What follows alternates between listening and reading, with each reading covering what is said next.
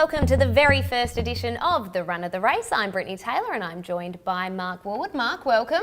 Thank you, Britt. Now, our very first edition of this show, we're going to be having a look at the meeting that was, a bit of a review of sorts using the punting form data. So very good information for the punters out there. Yeah, punting form provides sectional times all over Australia and critically ratings on those sectional times. And quite simply, if it's a positive rating, it's not good. If it's a negative rating, it's very good.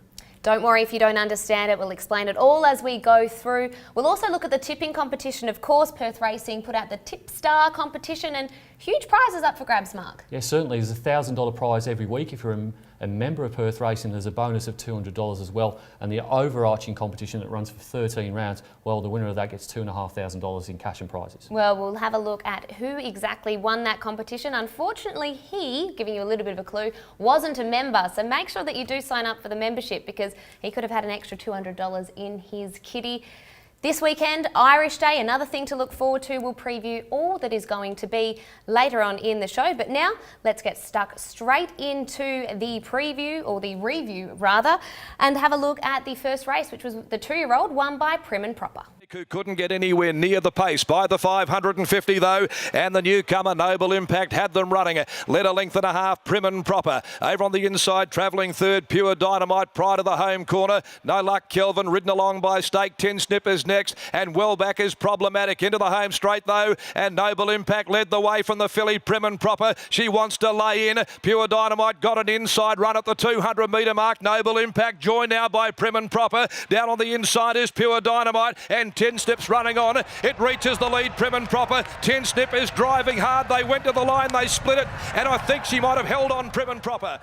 Well, experience prevailed in the juvenile race. The two horses that had race experience were the ones that finished first and second. But what did the data say, Mark? Yeah, looking at the punting form numbers, I think the horse to forgive was Noble Impact. He led what was a pretty fast tempo for a 2-year-old race, nearly a length faster than the benchmark. He was entitled to give way late in the piece, and that's what he did. The forget horse for mine is Problematic. He just simply didn't keep up. He had the blinkers on. He'd done all right in the trial. I think you put a pen through Problematic. And the horse to follow, I think, might be Pin Snip here. It trialled really well with him. It's a little bit disappointing on debut at Belmont Park, but he ran on really strongly after being held up in the early part of the Ascot Straight. I think he'll end up being the best horse out of this race. I certainly think one to follow. When those 2-year-old races, we start getting into the 1,200 metres, this is a horse that's going to relish ground. We saw it in the trial and we saw it again on Saturday. So Tin Snip, definitely one to follow over a little bit more ground. Speaking of horses to follow, race number 2 saw the winner, True Attraction, win very impressively. Haven't done a tap in front.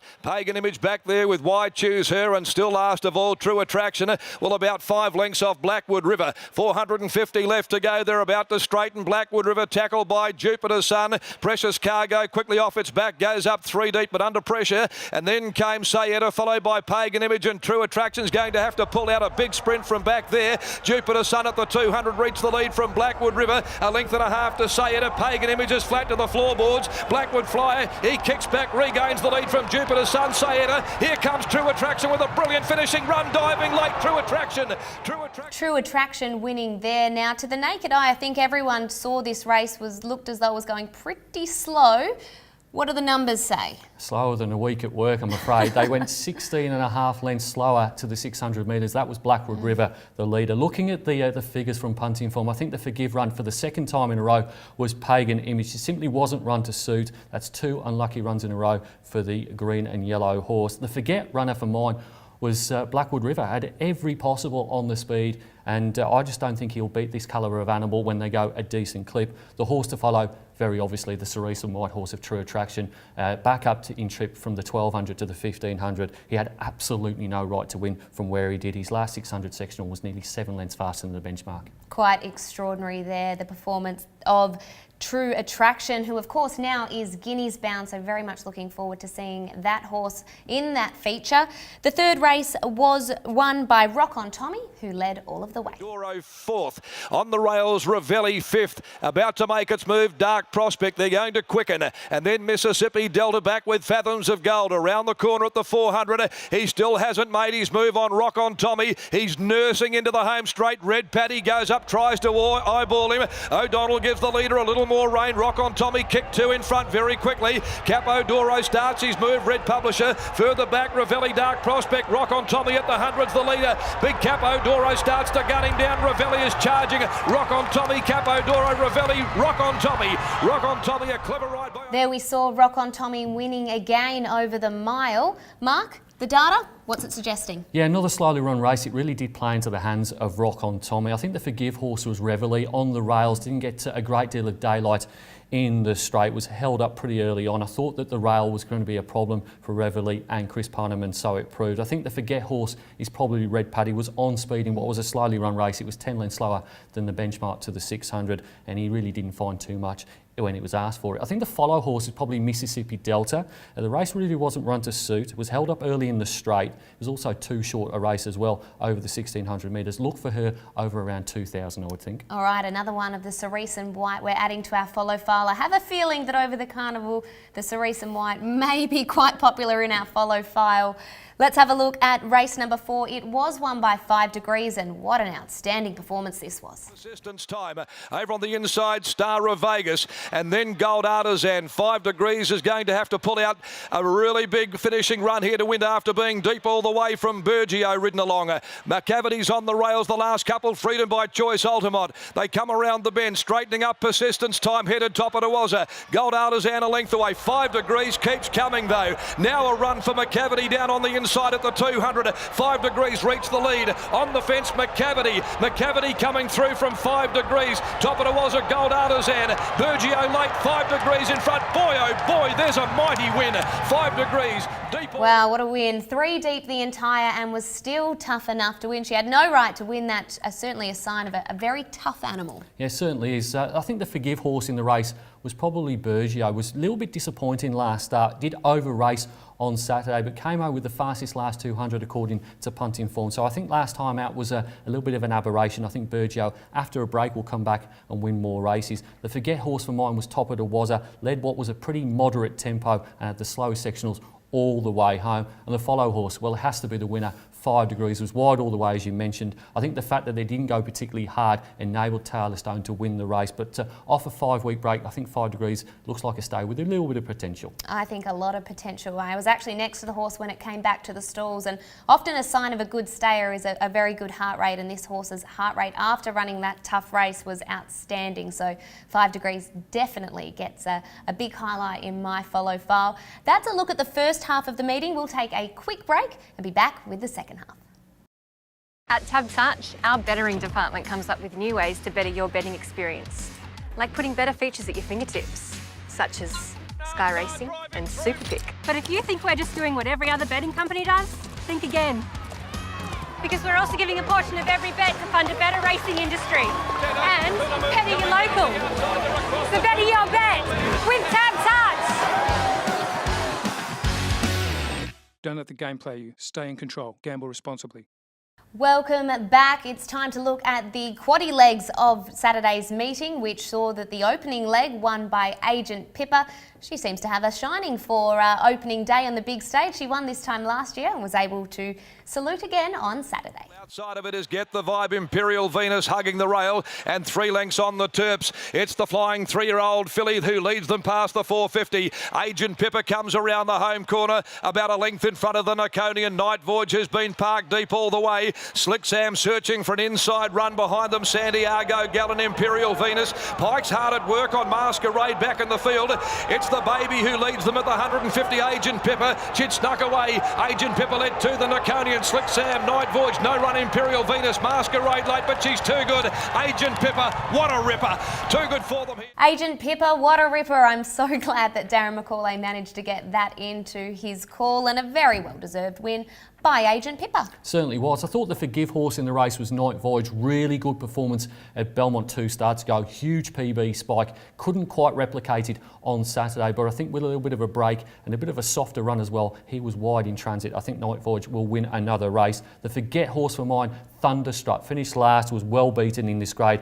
And the follow horse, well, It's really struggled to find one in this race. I am going to go with Agent Pippa with a few caveats. It has to be 1,000 metres, it has to be at Ascot, and the map has to be right as well. She has to get a reasonably soft lead, which is what happened on Saturday when there was a late scratching. Interestingly enough, when I did speak to Joe Azzopardi post-race, he said that the horse is starting to settle a little bit better, and perhaps when she does settle, she will be able to get a stronger 1,200 metres. All right, let's have a look at the first feature event of the day. It was the Crawford Stakes, and it was taken out by the Wonder Mare, the horse that we all love, Dainty Tess. He steadied up the ship at the 550, and Super Maxi led the way, 3/4 in front. The stablemate Lockroy second, 3 deep. Caipirinha there with the pink cap. Down on the inside, next of all, Girondelle. A length and a half, Celebrity Dream, making up ground on the inside of State Solicitor, and Dainty Tess last of all, but Super Maxi about to open up at the 250, a length and a half in front of its stablemates. Lockroy, Girondelle jostling together. Dainty Tess is starting to wind up, coming with a big run. Super Maxi tackled by Lockroy. Look at Dainty Tess. She's gunning them down. Dainty, yes, Dainty Tess. A brilliant win by Dainty Tess, and I tell you what, you could hear her owners from a mile away. They cheered the grandstand down when they saw their little Tess running home. I must admit, when she was out the back, I wasn't sure she was going to be able to reel in the leaders. That's what she does. I mean, a lot of people don't think she's a 1,000-metre horse, but I think all of her best ratings have been over the 5 furlongs since she ran a really good rating on Saturday. Looking at the data, I think the Forgive horse once again was Durandal. That's his 23rd consecutive defeat. Most of them pretty narrow, and he certainly didn't have the clearest of runs in the straight. He will win one. I'm sure he will. The Forget horse, well, it was a toss-up between State Solicitor and Caipirinha, but I am going to put a pen through Caipirinha. I think a lot of people were waiting to see her back at Ascot. She was simply as bad as she was at Belmont in the winter. I think the follow horse might be Celebrity Dream out of this. Dead heated for third, was only beaten half a length at $19 as well with the Tab Touch. Look for her over further, maybe the 1,200 metres, and she went really well in those fillies and mares races last year. She won 3 of them. She was outstanding. Another Cerise White to add to our follow file. We said it. They're just going to keep on coming on in. And Dainty Tess will, of course, see in a fortnight's time. Danny Morton planning on giving her 2 starts before the Winterbottom. So plenty more to see of that mare. Speaking of Danny Morton, well, it was a day out for him. Let's have a look at the Northerly Stakes taken out by Man Booker. Star Exhibit, second from last at the 500 metre mark is Chocolate Holic, and whipping them all in his proper antes. Staples is about to let go on Great Shot. He's got his finger on the trigger at the 400 mark. He quickly moved a length and a half. Man Booker, it's a him, followed then by Dispositioner. Here's Galaxy Star winding up. Pike wheels now to the outside for its run. It's a him, gets up near the fence. Great Shot's the leader at the 200. Man Booker, here comes Galaxy Star winding up. Great Shot still in front. Man Booker draws level. Galaxy Star is gunning them down. Galaxy Star, Man Booker, Galaxy Star, photo. Man Booker, Galaxy Star. So there was Man Booker taking out the Group 3. Mark, what was the tempo like for a group race? Not particularly fast, certainly not for a Group 3. They went about 4 lengths slower to the 600 metres in that race. Looking at the data, I'm looking at the Forgive file. Chocolate Holic, we're going to have to wait a while to see Chocolate Holic again. Unfortunately, he bled from both nostrils, which means he's banned for 3 months, but it was a massive performance, 10 lengths faster than the benchmark over the last 600 metres. Looking forward to him when he does eventually get back. The Forget horse has to be proper antes, has now been disappointing in a number of runs, won what was a pretty weak group race this time last year. He's simply bang out of form. And the follow horse, it all revolves around the tempo. I think Man Booker got the job done on Saturday, but the horse I want to follow moving forward is certainly Galaxy Star. Would have won in another stride. Really good late sectionals, 11 lengths faster over the last 600 metres than the benchmark. Well, you have to feel for the punters who got the good odds early on Galaxy Star, shortened right up and just missed out courtesy of that slow tempo. Unfortunately, there's only so fast you can run home, and Galaxy Star just wasn't able to reel them in. But with that being said, the punters got their just reward in the last. They jumped out of trees to back this horse. Here's Giraffe winning the last. Wider out is Mad Brad, followed by Bold Success Lord Ludlow, then the heavily backed commodity Giraffe. Off the course Frio, chasing Chaos a Knight of Pro. They're followed further back behind them. Purist Ragazzo Doro held up behind plenty of traffic, just like Fire is next of all, and Anvil Green. Into the straight at the 300, Petrosity led Greco Diablerie. Tycoon Target lay staying in. Bold Success can't get a run. Mad Brad, here comes Giraffe though with its run. Giraffe at the 100, ranged up, grabbed the lead from Mad Brad. Frio, just like fire, is flying down the outside with Bold Success late, but they're going to land the money with Giraffe. Well, the punters who bought Giraffe in certainly rejoiced after that victory there. Mark, who are we forgetting? Well, we're forgetting Petrosity. He led from a wide gate. They went pretty fast early in that race, 3.3 lengths faster than the benchmark to the 600, and he gave it away in the straight. I think it's time for a break. The horse is doing a good job this campaign. The Forget horse was the horse that finished second. Bold Success. I think he simply hit his rating ceiling. I don't think Ascot suits him. He's a horse that wants wide open spaces like Belmont. And the follow horse for mine, Just Like Fire. I could have made a case for this horse on Saturday. Finished fourth, really good sectionals lay, certainly relative to the race. And in another couple of strides, would have won the race. All right, Just Like Fire going into Mark's follow file.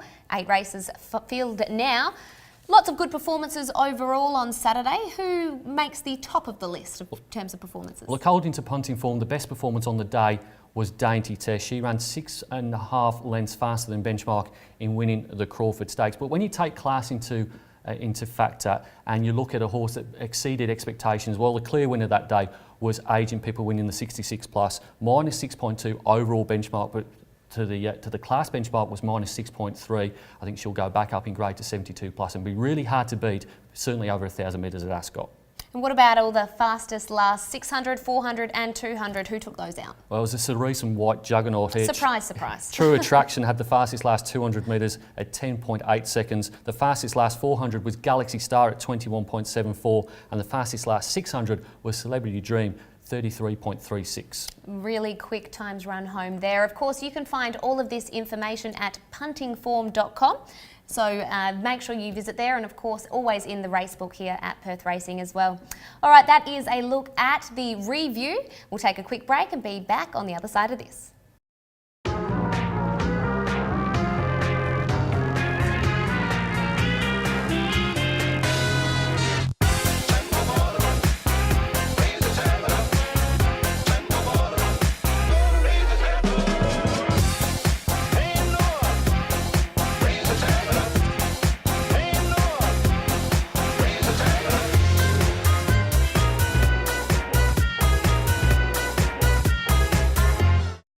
Welcome back. Now, we mentioned it at the top of the show about the tipping competition, Perth Racing's Tip Star. Mark, tell us a little bit more about exactly how this competition works. Well, it's online, and it's free to enter. You've just got to be over the age of 18 and live in Australia and like Perth Racing. So if you're into tipping on races at Ascot during the carnival, get onto the website and have a play. Now, for every selection, how do you work out the score? Everybody gets a $20 theoretical bet at Tab Touch's tote odds on the 8 races. You are allowed to nominate one race for a big bet, which is $50 each way, and the highest return at the end of the day wins the weekly prize. All right, speaking of the highest return, let's have a look at opening day and how the punters fared. Now, the best possible result would have been 1,090, and that would have been tipping every single winner and making Agent Pippa your best bet. Our winner was not far off at all, managed to get a collect in every single race, tipped 5 winners and had Agent Pippa as their best bet. So an extraordinary performance there by Daniel Palermo. Yeah, excellent performance there, and I was expecting there might be a dead heat, but Daniel got the chocolates with those 5 winners, and as I say, the key to it was getting Agent Pippa and having the biggest bet on Agent Pippa to win race number 5. All right, let's have a look at the leaderboard, where of course Daniel is right up the top with 902. He is under the alias of Swanee. In second place, 895, so they weren't far behind, and as we go down the order, 808 was the bottom ranking there for 10th place. So all of those performers have done extraordinarily well. About how many people entered, Mark? We had approximately 400 people enter on Saturday. So if you've missed the first round, you can still get in. You can still make up the ground on Swanee 14, who's only got 902 points to start with. And even if you don't want to play in the overall competition, if you're on track during the carnival, by all means play the weekly competitions. There's a $500 cheque and a $500 Crown Perth voucher every week. And if you happen to be a financial member of Perth Racing this season, there's a $200 bonus on offer as well. Well, you'd be absolutely crazy not to enter with those sort of prizes. Speaking of being able to enter for this week, let's look forward to what this week has in store. And of course, on the eastern coast, it's Winx Week. It certainly is. She's looking for her 4th Cox Plate. Britt, you were there last year when she got her 3rd. Tell us a little bit about what it was like to be at the Valley. It's one of those things that's it's almost indescribable, the atmosphere there when she was able to win her 3rd Cox Plate. And at the time you thought that that was history and that might be the last Cox Plate, but here she is. She's going to surpass Kingston Town, fingers crossed, but it's hard to see. Only bad luck beats her. She's just an extraordinary horse and I think she should be winning. Yeah, she's in a field of 8 here with the likes of Ben Battle, Humidor, who pushed her so close last year. If you're looking at the punting form figures for her 3 Cox Plate wins, she ran minus 20.1 in winning her first Cox Plate in 2005. Her best ever performance on a racetrack, according to punting form, was when she won the 2016 Cox Plate, minus 20.4. That was a race that was run really quickly, and Blackheart Bart, one of the former greats of WA racing, was the leader in that race. Last year was her worst Cox Plate performance, if I can say it in such terms, minus 17.5 when she beat Humidor and the like. So if she reproduces that on Saturday, she'll be very, very hard to beat as she goes for history.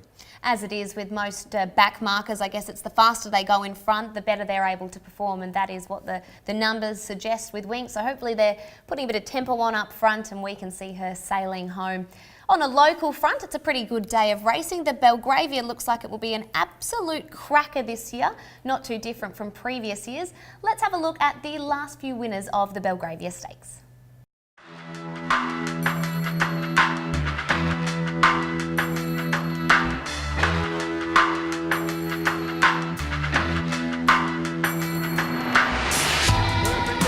Gets into the clear, so does Blackwood coming down the outside with their runs together. Showy Chloe closing in on Man Booker. Perfect Reflection. She's the one though over the top. Perfect Reflection dashes up. She remains unbeaten with another stunning win. Perfect Reflection. One from either arcade.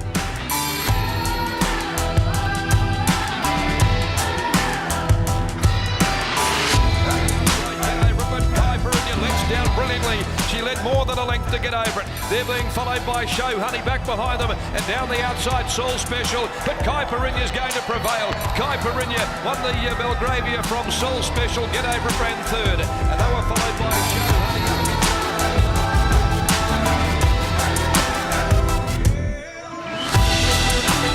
On the outside of Art Series, Perfect Jewel. She now closes in. It's Perfect Jewel going up, joins Epic Grey. He has to draw the whip, but Perfect Jewel responds. It's another one for the Cerise of White in the Belgravia.